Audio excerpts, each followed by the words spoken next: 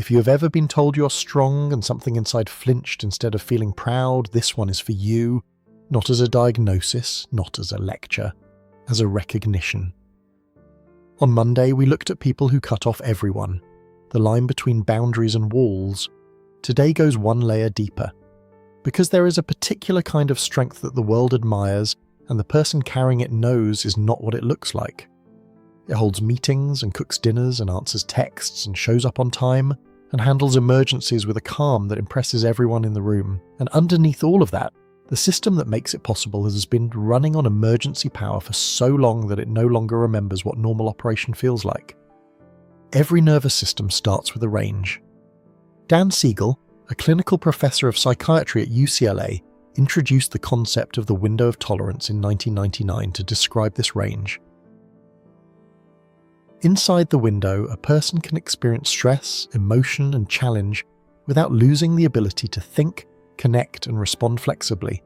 The heart rate rises during a difficult conversation and comes back down afterward. Anger flares and then passes.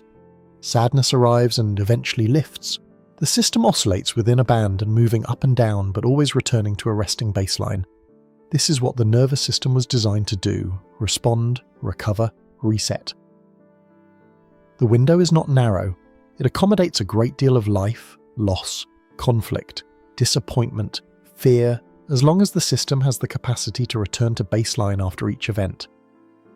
What happens when someone goes through too much, not one event but a sequence, or a sustained environment, or a childhood that required constant adaptation to unpredictability, is that the window shrinks. Bessel van der Kolk, in The Body Keeps the Score, describes the mechanism in clinical detail. The brain that has been exposed to repeated threat learns that the threat can return at any time. The amygdala, which processes danger signals, becomes hyperreactive. It fires faster, at lower thresholds with less evidence. The prefrontal cortex, the part that normally evaluates whether the threat is real, gets overridden more frequently. The result is a state called hypervigilance. The system stays in a low-grade alert mode even when the environment is objectively safe. Not because the person is choosing to be tense, because the neural wiring has been recalibrated by experience. The alarm system that was supposed to activate during emergencies now runs continuously. The brain adapted to danger by treating everything as potentially dangerous, and that adaptation, in the moment it was formed, was not a disorder, it was a survival strategy. The problem is that the strategy persists long after the danger has passed. The cost of running this strategy is not abstract. Bruce McEwen and Elliot Steller introduced the concept of allostatic load in 1993 to describe the cumulative biological price of chronic stress adaptation. When the emergency system runs full-time, not during a crisis but as a default operating mode, the body pays a bill that compounds daily. Elevated baseline cortisol that does not drop even in safe environments. Disrupted sleep architecture. The brain stays too close to wakefulness because deep sleep feels like vulnerability, like lowering the guard in enemy territory. Cardiovascular strain from a heart that runs faster than the situation requires. Immune suppression, digestive disruption, chronic muscle tension that produces real pain with no identifiable injury. Pain that doctors cannot find because the source is not structural but neurological. The person functions, gets through the day, handles responsibilities, appears competent, earns the word strong from everyone around them, but the body is operating at a deficit that the calendar deepens.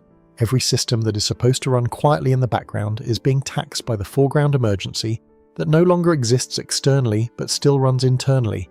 The strength that the world sees is real. The cost that the world does not see is also real, and the cost accumulates in places the world never checks. There is a distinction that matters here, and that most conversations about trauma avoid. Tedeschi and Calhoun, who developed the concept of post-traumatic growth in 2004, documented something genuinely real. People who come through severe adversity and develop new capacities, new perspectives, deeper relationships, a recalibrated sense of what matters. This happens. It is measurable. It is not a myth or a coping narrative. The part that gets lost is this. Post-traumatic growth and functional adaptation are not the same thing. Growth means the system processed the experience, integrated it, and expanded the window of tolerance. The person can sit with discomfort without being hijacked by it. Functional adaptation means the system learned to operate around the wound without processing it. The person functions, often at a high level, but the window has not expanded. It has narrowed to a band so tight that the only operating mode is controlled, vigilant, performative composure. From the outside, both look like strength. From the inside, one is expansion and the other is endurance. One is a person who has grown, the other is a person who has survived and called it growing because no other language was available. The sign that separates them is not dramatic, it is quiet. A person who has genuinely processed what they went through can tolerate uncertainty without flooding. They can sit in a moment of not knowing about a relationship, about the future, about their own feelings, without the system immediately switching to threat mode. A person who is functioning around unprocessed experience cannot. Uncertainty is the trigger. Because the original wound was almost always about something unpredictable, an environment where the next moment was not safe, where the rules changed without warning, where the people who were supposed to protect became the source of the threat. The nervous system learned, there, unknown equals dangerous. And that equation, once written into the wiring, does not unwrite itself through willpower or time. It unwinds through a specific process, one that involves the body, not just the mind. Van der Kolk's central argument is that trauma is stored not as a memory, but as a physiological state.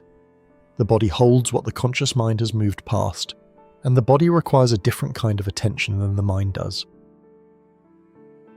This is the heaviest video in the cycle, and it does not end with a fix. It does not end with a list of steps. It ends with a direction.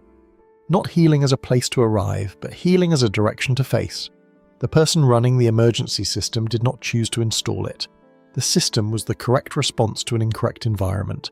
And the first step, not toward recovery, not toward therapy, not toward anything with a label, the first step is recognizing that the strength everyone admires has a cost, and that the cost is not a sign of weakness. It is the bill for surviving something that should not have needed surviving. Recognizing the bill does not pay it, but it changes the relationship to it, and that change, quiet as it is, matters. On Friday, something warmer.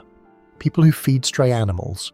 The mechanism underneath that impulse is not kindness, it is something more specific and more interesting than that.